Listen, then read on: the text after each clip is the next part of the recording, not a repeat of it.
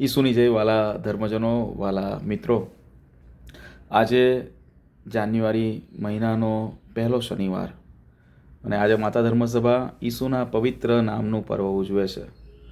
નામ, આદમનું નામ અર્થ સાથે હતું, હેવાનું નામ અર્થ સાથે આપવામાં આવ્યું હતું, અબ્રાહમને father of all the nation કહેવામાં આવતું હતું, ઈવને mother of all the living કહેવામાં આવ્યા, પિતરને ખડક કહેવામાં આવ્યો.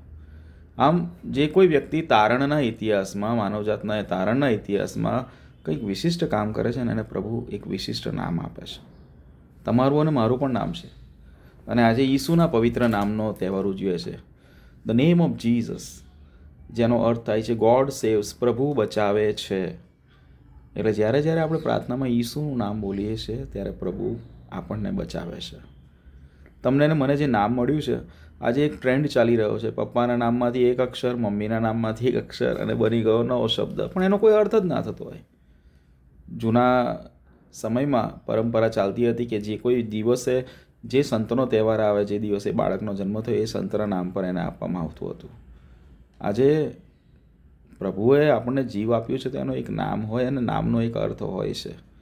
આપણે સરસ રીતે પેલું ગીત કહીએ છીએ, જીસ નામ મેં है बंदगी वो नाम है यीशु मसीह. यीशु नाम मिला, यीशु नाम मिला, मेरा जीवन बदल गया, मेरा जीवन बदल गया. ઈસુનું નામ આપણું જીવન બદલે છે, આપણું જીવન સુધારે છે. આવો એ ઈસુનું નામ બોલીએ અને તમને ને મને જે નામ મળ્યું છે એ નામ પ્રમાણે જીવવાનો પણ પ્રયત્ન કરીએ. ઈસુની જય.